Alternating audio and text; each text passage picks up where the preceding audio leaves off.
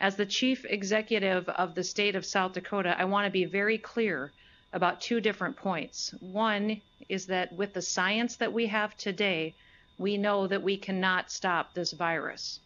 The second point is that if there was an action that I could take today to stop this virus, I absolutely would do it in a heartbeat, not a question.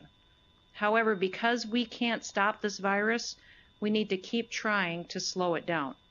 So now with the model and with the projections that we agreed to on Friday with our healthcare systems, our Department of Health and our state epidemiologist, using CDC guidance and research and projections from across the world and across the country, we are organizing a framework of activities that we can use to match that project and that projections for our state.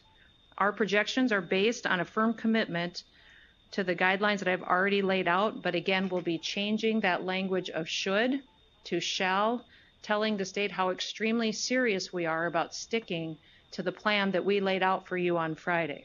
That we need that plan to work, we need it to be followed. Therefore, the new executive order through the end of May will say you shall do this because this is the plan that we have all agreed to and it is the direction that we need to take. Also, I'll be signing another executive order specifically in regards to individuals within Minnehaha and Lincoln County. This will be an executive order that will address individuals who are over the age of 65, so 65 and older, and those that have chronic medical conditions. The chronic medical conditions that will be impacted by this executive order include chronic lung disease and persons with moderate to severe asthma, serious heart conditions, immunosuppressed persons, so people whose immune systems are suppressed, diabetes, liver disease, and chronic kidney disease, and persons who are on dialysis. This executive order will direct them to stay home for the next 3 weeks. And let me explain to you why this is important.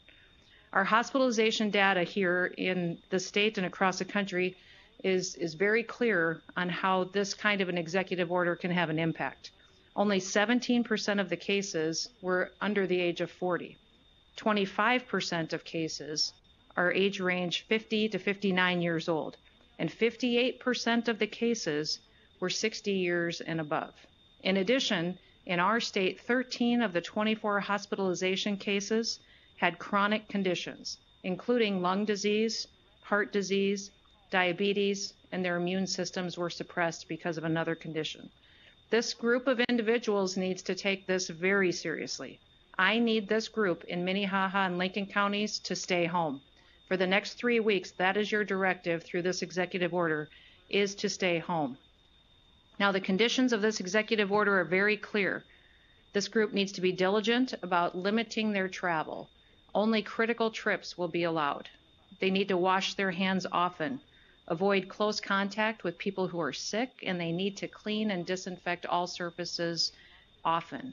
Nationwide, 8 out of 10 deaths have been reported in adults that are 65 years old and older. In South Dakota, 3 of our 4 deaths have been in this category as well. 2/3 of our positive cases in the state are in Minnehaha and Lincoln counties right now. So we could see a need to extend this kind of action in other counties, but what's appropriate for today is to address those 2 counties and the trends that we're seeing, especially among the vulnerable population in that area of our state. They really need to grab a hold of this executive order and follow the directions that it lays out.